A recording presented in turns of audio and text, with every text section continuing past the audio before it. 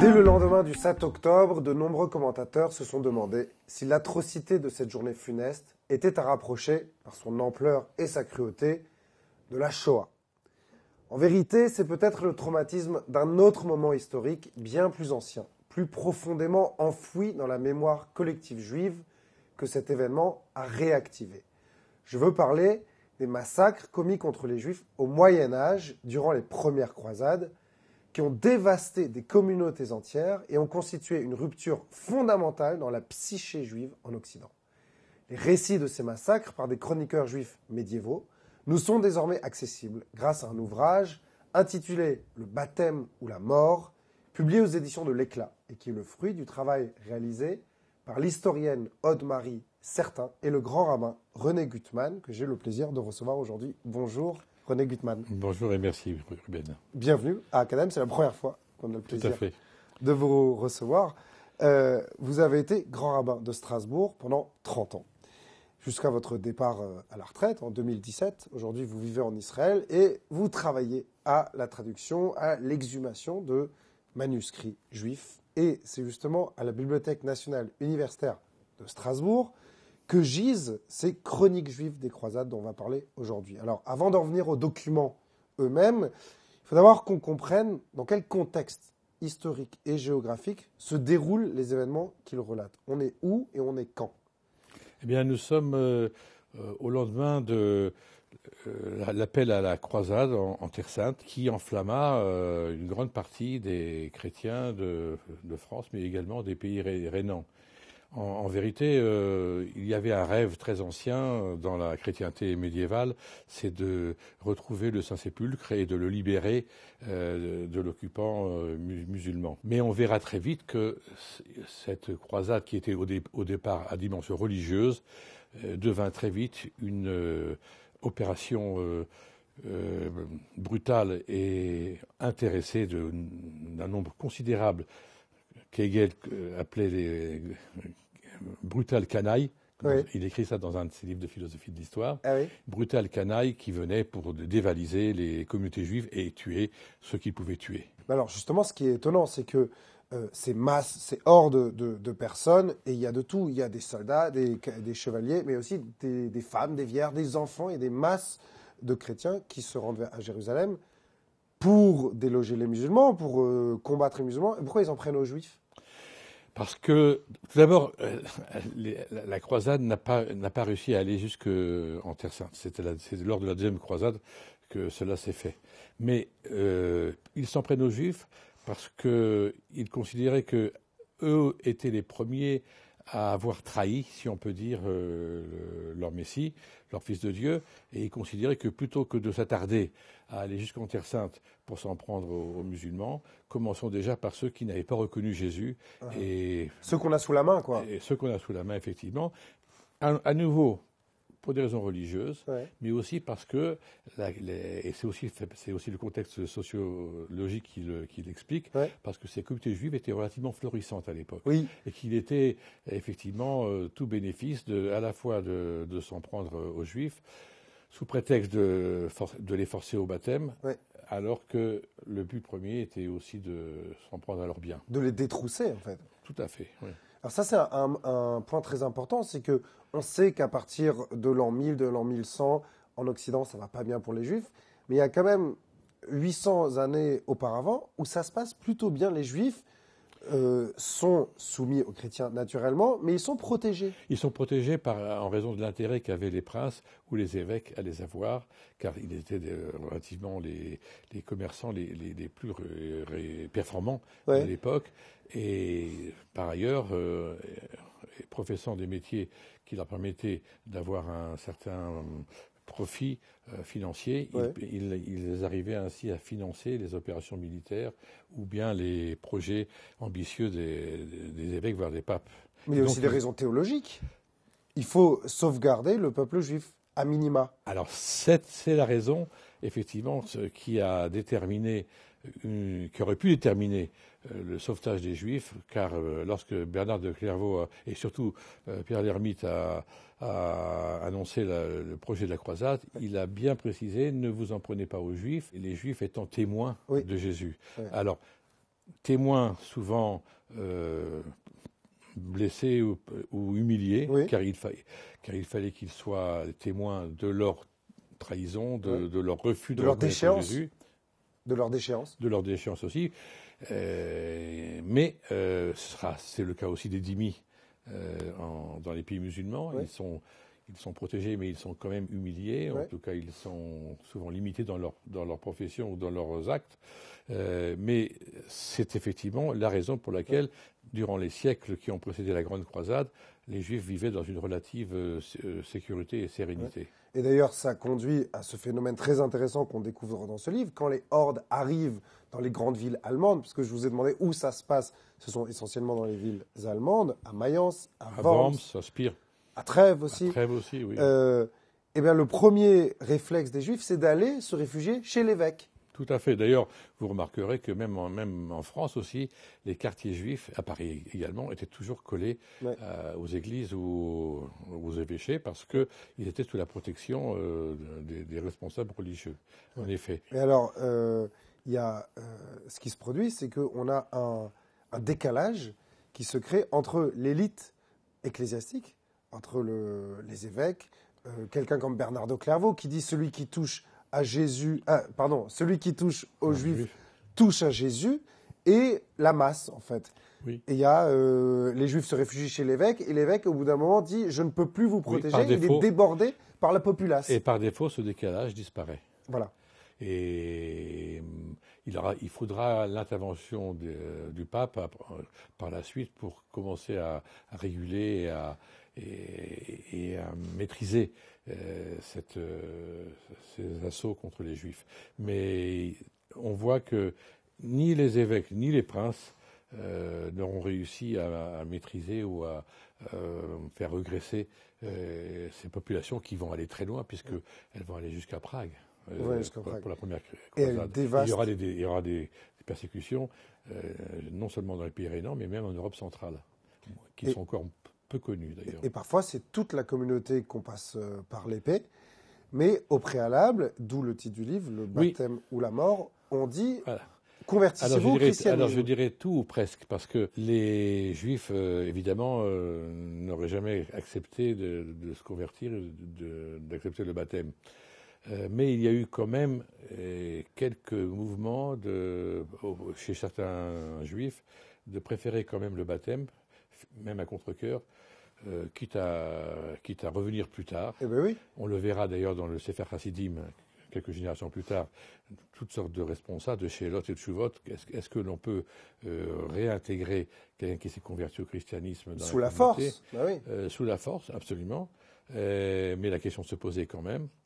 Parce qu'il y avait le choix, à ce moment-là, d'accepter le baptême ou d'accepter la mort, à Kiddush Hashem, pour la sanctification du nom. Oui. Or, là, nous avons une autre rupture qui se fait dans la psyché juive, qui était inconnue depuis l'époque de Masada. C'est le choix de mourir et même de s'entretuer. C'est un des grands drames et un des grands symptômes de la réaction des Juifs des croisades. C'est que père, épouse, enfant s'entretuer pour ne pas être livré aux chrétiens en vue d'une conversion forcée. Mais alors sur quoi ça repose, ça on ne comprend pas? Parce que, alariquement, il faut privilégier la mort à l'idolâtrie. Mais nous, on vit avec cette idée que le christianisme n'en est pas de l'idolâtrie. Alors, on pense différemment à ce moment-là? L'attitude des Juifs des croisades s'est calquée sur un autre traumatisme qui était celui, justement, de Masada, mais aussi des Asara Harugei Malchut, des 10 martyrs. De l'époque romaine. De l'époque romaine, ainsi que du martyr de Anne et de ses 7 enfants, rapporté par le Sefer Yossifoun de Flavius Joseph dans sa version hébraïque au Moyen-Âge. Oui. C'est-à-dire qu'est arrivé un concept, plutôt un nouveau concept est revenu à la mémoire, c'est celui d'accepter, de mourir pour la sanctification du nom. En tant qu'acceptation, en tant que renoncement à la vie terrestre, en tant qu'acte sublime, et considérant que ce qu'il arrivait aux Juifs, c'était une épreuve à la hauteur de celle d'Abraham lorsqu'il lui fut demandé d'offrir son fils. Décrété par le ciel, donc. Oui, sauf qu'ici, mais pour les Juifs, tout était décrété par le ciel. Sauf qu'ici, contrairement à la conception que les souffrances étaient dues au péché de la communauté ou d'autres Juifs qu'il fallait rédimer, ici, pour ces communautés qui étaient des communautés saintes, des communautés de Spire, Mayence, Worms, il fallait trouver une explication. L'explication a été fondée sur la Kedah, sur ce qu'on appelle le non-sacrifice, en tout cas la ligation d'Isaac, mais cette fois-ci accomplie totalement. D'accord. Et ça, c'est ce qui explique le caractère volontaire, comme on le voit dans les chroniques et dans les suppliques, les slirotes ou les keynotes, les élégies, ce qui explique l'enthousiasme avec lequel les Juifs allaient à la mort, littéralement en dansant, en chantant, en psalmodiant, comme, je cite, comme les époux allant sous la roupa, sous le dé nuptial. Excusez-moi de la naïveté de la question, mais moi c'est ce qui m'a habité pendant toute la lecture du livre, c'est pourquoi est-ce qu'ils ne choisissent pas de faire semblant de se laisser baptiser, puisque les croisés leur disent, si vous vous laissez baptiser, vous avez la vie sauve. Pourquoi ils ne choisissent pas une sorte de maranisme et puis ils attendent que ça passe et puis ils redeviennent juifs? Il n'y a pas une sorte de fanatisme là aussi de la part des juifs? Non, mais il y a un autre phénomène implicite qui justifie, ou en tout cas qui peut éclairer sur ce comportement. La façon avec laquelle les chrétiens considéraient les juifs et le judaïsme était telle que tuer un juif, c'était presque une mitzvah pour un chrétien à l'époque. C'est-à-dire, le juif représentait la plus grande malédiction, la plus grande souillure, la plus grande infidélité possible, ce qui était tout à fait entendu par les juifs. Et cette radicalité dans le discours chrétien s'est transformée, ou a eu pour écho une radicalité de la conscience juive par rapport au christianisme. Et ça, alors, elle a été alimentée au Moyen-Âge par certains écrits d'une grande cruauté envers les chrétiens. Je pense au Maaseh Yeshu, à des pamphlets antichrétiens. Il y a une radicalité en miroir, en fait, là, qui se construit. Et ça se retrouve dans la manière dont les chroniqueurs traitent les chrétiens et traitent l'Église et traitent le christianisme. Ils ne parlent jamais d'Église, mais de maison d'idolâtrie. Ils ne parlent jamais de Jésus, évidemment, comme le Fils de Dieu, le Messie, mais comme le Fils de la volupté. Ou le pendu, ils disent. Et ils nous parlent de la souillure pour parler du baptême. J'avais lu même chez Israël Yuval, l'historien, dans son livre « Deux peuples en ton sein », où il parle de cette période aussi. Il dit que tout le monde est très choqué par le fait que les Juifs assassinent leurs propres enfants. Et il a une théorie que cela aurait même alimenté ensuite les fantasmes chrétiens de meurtres rituels. C'est-à-dire qu'ils voient les Juifs tuer leurs enfants, ils disent, tiens, ils sont capables de faire ça, et ça remet une pièce dans la machine du fanatisme chrétien. Alors c'est vrai que, c'est exact, dans les chroniques, on n'en a pas parlé encore, dans les chroniques d'histoire faites par les historiens chrétiens, il y a quelques pages, ou quelques lignes sur ces événements-là. Et ce qui ressort des chroniques chrétiennes, c'est effectivement la façon, l'épouvante dans laquelle les chroniqueurs décrivent le fait que les Juifs s'entretuaient. Mais on peut aussi ajouter un autre élément qui est présent dans le livre de Yuval, parfois d'une manière un petit peu excessive. Il voudrait, et d'autres historiens, on va appeler ça de la contre-histoire, voudraient montrer que le martyrologue juif, la façon dont les Juifs se sont donné la mort et la façon dont ils ont accepté la mort avec enthousiasme serait également une sorte de réponse aux martyrologues chrétiens, aux martyrs chrétiens de l'époque romaine, une manière de dire que la mystique, en tout cas le martyrologue chrétien, aurait influé sur la façon dont les Juifs ont eux-mêmes interprété ou actualisé leur propre martyr. Il y a un mimétisme, en fait. Je trouve que là, à titre personnel, je pense que là, c'est un peu exagéré. Ceci étant, c'est vrai que 1092, 1096, c'est des années cruciales, et pour les Juifs et pour les chrétiens.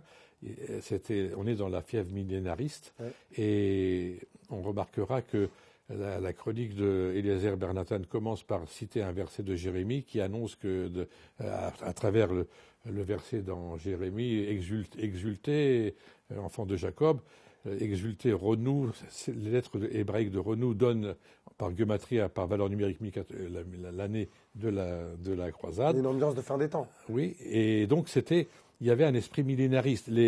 On sait que les rabbins rénants interrogeaient leurs collègues du Moyen-Orient, donc des pays ottomans, sur les rumeurs qui couraient comme quoi le Messie viendrait, déjà à l'époque. Donc il y avait une fièvre messianinique Qui voit dans ces croisades des signes avant-coureurs.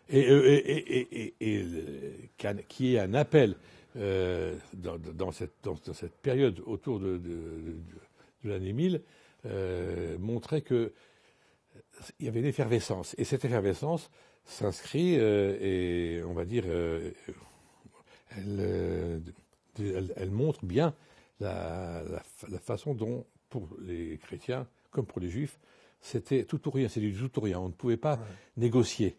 On ne pouvait pas faire la calcul, je pourrais me convertir et après je reviendrai. C'était pas possible. Il y avait une radicalité chez les juifs aussi, et c'est la raison pour laquelle la question se posera très, très longtemps si ce fait-là de s'être laissé tuer, mais surtout de s'être tué soi-même, était conforme à la halakha. C'est l'action que je voulais vous poser. On n'a pas le droit de se donner la mort. Effectivement, c'est contraire à la halakha, mais il y a ce qu'on appelle horat shah, il y a des moments de crise où les rabbins peuvent, et pas les moindres, le Maharam de Rotembourg, entre autres, a légitimer a posteriori ces actes qui avaient été commis, et c'est la raison pour laquelle lui-même, mais aussi le Rabbi Judah Chassid, l'auteur du Sefer Chassidim, le livre des piétistes, va tolérer, va accepter le retour, on avait évoqué cela, des juifs convertis,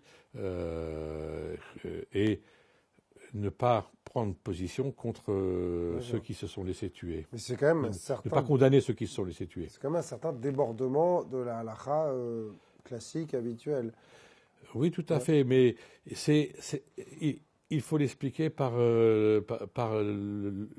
une valeur méta-halachique, qui était d'être reconnu comme mort, al-Kiddush Hashem, mort pour la sanctification du nom.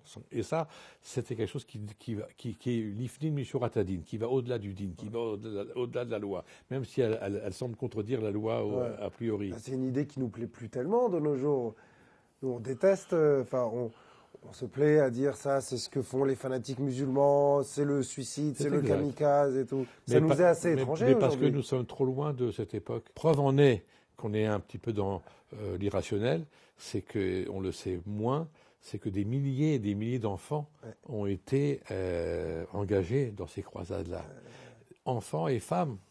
Il y a un fanatisme qui plane sur l'Europe chrétienne. Et à telle enseigne que c'est rapporté par les chroniques chrétiennes, mais aussi par une des chroniques hébraïques, il y avait un tel irrationnel que n'importe quel signe pouvait laisser penser que tout était conduit par la main de Dieu. Et en l'occurrence, on a cette histoire de la femme et de l'oie, une femme qui s'est retrouvée avec une oie et qui est devenue la mascotte. On a considéré qu'elle se trouvait sur le chemin des croisés, ils l'ont pris pour leur mascotte et religieuse, et c'est critiqué par les historiens médiévaux en parlant de superstition, etc.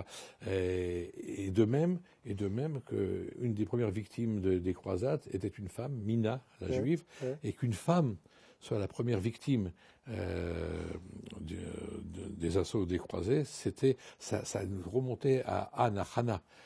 Donc, dans la Bible. Alors, vous avez parlé du traumatisme de la Shoah, du 9 octobre, du 7 octobre qui renvoie à la Shoah, mais la Shoah, elle renvoie aux croisades, mais les croisades, la Shoah renvoie aux persécutions de Khmelnytsky, qui eux-mêmes renvoient aux croisades, puisqu'on disait les slichot des croisades à l'époque, au XVIIIe siècle, pour évoquer les persécutions et des Cosaques. Mais ça renvoie aussi, effectivement, aux persécutions des Romains. Ouais. C'est ça. Donc c'est une espèce en poupée russe, quoi. Chaque persécution contient la précédente. Oui, en fait. tout est un, disaient les maîtres de l'époque. Tout est un. On peut pas. C'est pour ça que nous aussi, nous continuons à lire en Alsace et Lorraine les récits des croisades dans les... Effectivement. Ces textes qui nous paraissent très anciens, finalement, ils sont encore lus aujourd'hui à Tisha B'Av, par exemple. Oui, il y a des keynotes des croisades qui sont lus. Les croisades. Et de même, nous disons aussi les légies pour le brûlement du Talmud à Paris. Ouais. Et c'est pour montrer le caractère intemporel ou anhistorique de ces événements. C'est un temps très éloigné et très présent. Et ça explique encore une fois le caractère irrationnel de la manière dont les Juifs ont été prêts à se tuer, à s'entretuer, parce que pour eux, ce qu'ils faisaient ne les concernait pas seulement, mais concernait l'histoire dans son cas, cosmique, dans son éternité. Mais alors, je me suis demandé, René Gutmann, vous avez été grand rabbin pendant 30 ans, vous avez beaucoup travaillé sur le dialogue judéo-chrétien, vous étiez très engagé. Vous avez même reçu le pape à Strasbourg. Tout à fait, j'ai eu l'honneur si on peut dire, ou la mission difficile de l'accueillir et de prendre la parole au nom de toutes les communautés juives de l'Est. Oui. Je me souviens de la photo dans les dernières nouvelles d'Alsace, c'est un grand événement. Mais à part ça, je veux dire, les relations judéo-chrétiennes sont plutôt au beau fixe de nos jours, Dieu merci, depuis Vatican II. Pourquoi est-ce que vous n'avez pas l'impression de remuer le couteau des croisades dans la plaie, là? Est-ce que c'est vraiment le moment de sortir un tel livre? Écoutez, pourquoi vous faites ça? Comme disait Ibn Ezra, dont je viens d'écrire un livre, je crois qu'un des idéaux de tout homme, et de tout juif en particulier, c'est d'être en quête de la vérité. Et un dialogue ne peut être un vrai dialogue que si c'est un dialogue en vérité. Et donc, poser les vraies questions, évoquer les événements historiques qu'ont partagé les juifs et les chrétiens, quel que soit leur caractère, qu'ils soient en faveur ou en défaveur de l'une ou l'autre des communautés, a été pour moi et reste pour moi un enjeu crucial. C'est à ce titre que cet ouvrage s'adresse autant aux lecteurs juifs que chrétiens. Et d'ailleurs, vous avez travaillé à deux sur ce livre. Oui, c'est ce qui explique le fait que Madame Aude-Marie Certain, qui est maître de conférence à l'Université de Haute-Alsace, spécialiste de l'histoire allemande médiévale, s'est intéressée, quand elle a appris par Jean-Pierre Adjedge de Strasbourg que je prépare un livre sur les croisades, a souhaité collaborer avec moi. Et elle l'a fait avec une telle passion, un tel enthousiasme que je lui ai proposé d'écrire l'introduction. Elle l'a fait de façon magistrale. C'est une belle image d'un grand rabbin et d'une spécialiste chrétienne qui travaille sur les massacres commis par les chrétiens sur les Juifs. Et aussi très symbolique de la possibilité d'un alliage entre rabbin et historienne, entre l'histoire et la mémoire. Absolument. Parce que il est important de dire que ce livre poursuit ce que j'avais déjà entrepris à Strasbourg, c'est-à-dire l'écriture du Mémorbuch alsacien des déportés résistants morts pendant la Shoah. Or, le Mémorbuch, livre de mémoire, s'inscrit dans cette même littérature des chroniques et des slichot, des prières pénitentielles et des kinnot, des élégies, pour faire mémoire du passé. Et ce n'est pas anodin que dans les Mémorbucher qui ont paru en Allemagne au XIIIe siècle, les premiers noms sont ceux des victimes des croisades. C'est une histoire longue. Oui. On va terminer, René Gutmann, par deux autres ouvrages que vous avez publiés récemment, parce que vous avez une retraite plutôt productive. Un très grand maître du judaïsme, Ibn Ezra, Le secret de la Torah. Vous pouvez nous en dire deux mots? Oui, très grand maître, malheureusement encore méconnu de beaucoup d'entre nous, parce que c'est le premier ouvrage en français par rapport à sa biographie que j'ai essayé de faire, assez complète, et d'un texte complet, traduit, qui est un livre sur ce qu'on appelle en hébreu les Tamei Mitzvot, sur les motifs des commandements. Mais à travers ce livre, il y a effectivement une sorte de digest, de condensé de ces grandes idées qui parcourent le commentaire sur la Torah. C'est un livre qui, je pense, fera connaître non seulement un exégète, mais quelqu'un qui a été astronome, astrologue, mathématicien, on peut dire l'homme de la Renaissance avant l'heure. Et beaucoup plus proche de nous, le Chazon Ish, qui était lui aussi un très grand maître en terre d'Israël au XXe siècle. Oui, Chazon Ish, effectivement, dont le livre, un grand classique, est reconnu partout dans le monde juif, initié au texte classique, comme un vadémécum.